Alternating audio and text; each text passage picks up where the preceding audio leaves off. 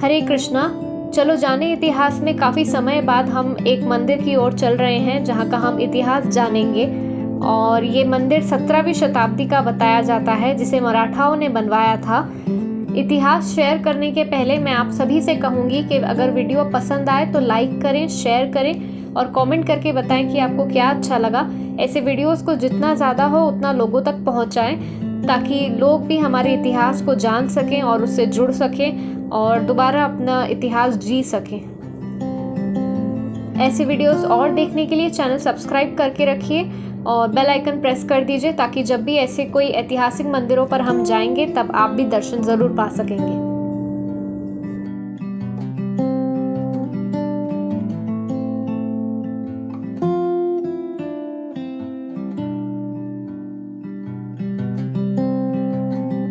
तो ये जो मंदिर है, यहाँ शिव शंभुनाथ मल्लिकार्जुन स्वरूप में विराजित हैं। ये मंदिर मराठाओं ने 17वीं शताब्दी में बनाया था, जब उनका राजपाट इस क्षेत्र में चलता था।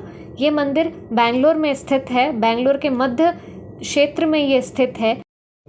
इस मंदिर का निर्माण वेनोक जी ने करवाया था, जो कि मराठाओं के राजा श्री छत्रपति शिवाजी के भाई थे। इस मंदिर को भोसले साम्राज्य का मंदिर भी कुछ लोग मानते हैं, क्योंकि जो राजा ने इसे बनवाया था, वेणोकजी राव भोसले, वो थंजवूर के राजा थे। इस मंदिर का नाम कड़ुमलेश्वरा मंदिर पड़ा। कड़ु का मतलब कन्नड़ा में होता है जंगल, एक ऐसी जगह जहाँ पर काफ़ी हरियाली है, काफ़ी वहाँ पर पेड़ पौधे हैं। और मलेश्वरा मंदिर से ही इस जगह का नाम मलेश्वरम पड़ा। आप यहाँ दर्शन कर पा रहे हैं शिव शंभुनाथ के, जो कि मल्लिकार्जुन स्वरूप में विराजित हैं।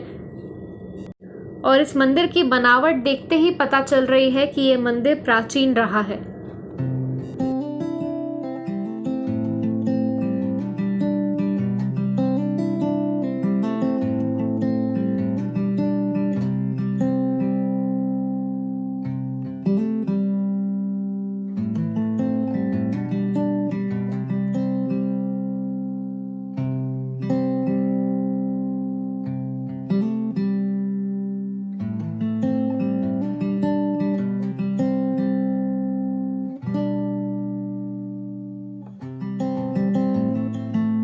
ये मंदिर एक छोटी सी पहाड़ी पर बनाया गया था।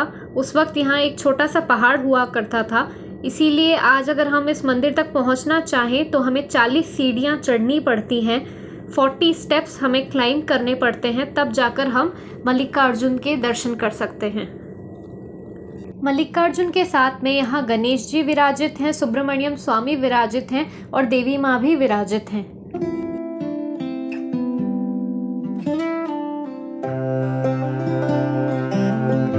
आप मंदिर के अंदर की नक्काशियों को अगर देखेंगे, जो पत्थर, जो पिलर्स यहाँ पर रखे गए हैं, जो आज भी प्राचीन लगते हैं, उनमें कुछ ऐसी बारीक आकृतियाँ भी हमें समझ आई, जो कि शायद शंख की हैं या मत्स्य रूप की हैं। एक खास कमरा भी हमें यहाँ मिला, जहाँ पर कई भगवान के दर्शन हमें करने को मिले।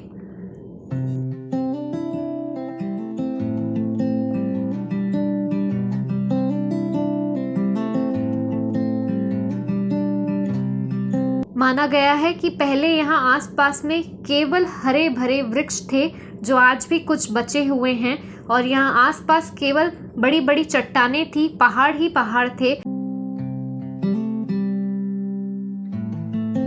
कड़ुमलेश्वरा टेम्पल से निकलने के बाद में पास में ही हमें एक और मंदिर मिलता है, जो कि नंदी भगवान का है, जिसे दक्षिण मुखा नंदी तीर्थ स्थान भी कहा गया है।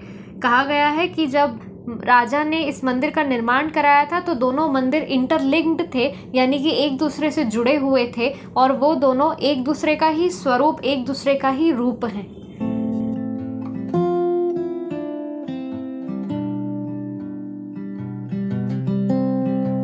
इस मंदिर में दक्षिण की ओर अपना मुख करे हुए नंदी महाराज हैं, और उनके मुख से जल की धारा निरंतर बह रही है शिवलिंग के ऊपर, श्री शिव शंभुनाथ के ऊपर। ये मंदिर इतिहासकारों के हिसाब से एग्जैक्टली कब बना ये नहीं पता है।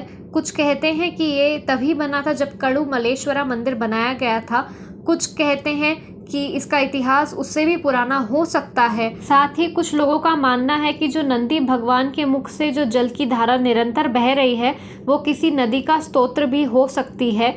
ये मंदिर बहुत पुराना नहीं है, कुछ सालों पहले ही मिला है ये एक खुदाई के दौरान। इसके पीछे की कहानी आती है कि एक नेता ने अपने पुरखों की ज़मीन बेची थी एक बिजनेसमैन को, और उस बिजनेसमैन ने अपनी एक बड़ी इमारत, एक बड़ा मॉल खड़ा करने के लिए यहाँ पर खुदाई शुरू करी। तो जब यहाँ सैकड़ों फीट नीचे खुदाई हुई तो यहाँ पर जो नंदी भगवान थे उनके विग्रह मिले, और फिर और खुदाई हुई तो नीचे एक शिवलिंग भी प्राप्त हुआ। तो वो जो बिजनेसमैन था वो तो अपना काम आगे करना चाह रहा था, ऊपर दोबारा से मिट्टी डाल करके अपनी इमारत खड़ी करना चाह रहा था। आसपास के लोगों ने आकर उससे काफ़ी रिक्वेस्ट करी, काफ़ी सारे झगड़े हुए। उसके बाद में ये मंदिर उसने ऐसे ही छोड़ दिया, और इसका ना उसने इस ज़मीन पर कोई अपनी बिल्डिंग बनाई, ना ही उसने यहाँ कोई काम किया, और वो छोड़कर चला गया। बाद में ASI ने इसको थोड़ा सा रेनोवेट कराया, बाकी यथास्थिति में इस मंदिर को ऐसे ही छोड़ दिया। ज़्यादा शोध ना होने के कारण पानी के स्तोत्र का भी कुछ खास ज्ञान नहीं हो पाया है। यहाँ पास में एक कुआं भी मौजूद है, उसमें भी जल कहाँ से आया है ये भी बता पाना मुश्किल है। मराठाओं ने जब ये मंदिर का निर्माण कराया तब आधा ही करवा पाए थे वो, और ऐसा कहा गया है कि मराठाओं की मुगलों के साथ लड़ाई होने लगी, तो जब वो लड़ाई में व्यस्त हो गए तो इस मंदिर में वो ज़्यादा ध्यान नहीं दे पाए और इसी तरह इसे छोड़कर चले गए। और जो आज हमें काफ़ी सालों बाद खुदाई करने के बाद अंदर मिला है, और नंदी भगवान के मुख से पानी कहाँ से आ रहा है ये आज भी कहना मुमकिन नहीं है, क्योंकि ज़्यादा शोध नहीं हो पाया है। हम इतना ही कहना चाहेंगे, आपके आसपास भी ऐसे सैकड़ों मंदिर होंगे जो कि काफ़ी पौराणिक, काफ़ी ऐतिहासिक हैं, जिनके बारे में हमें जानना चाहिए, समझना चाहिए और अपने इतिहास को बचाए रखना चाहिए। हरे कृष्णा।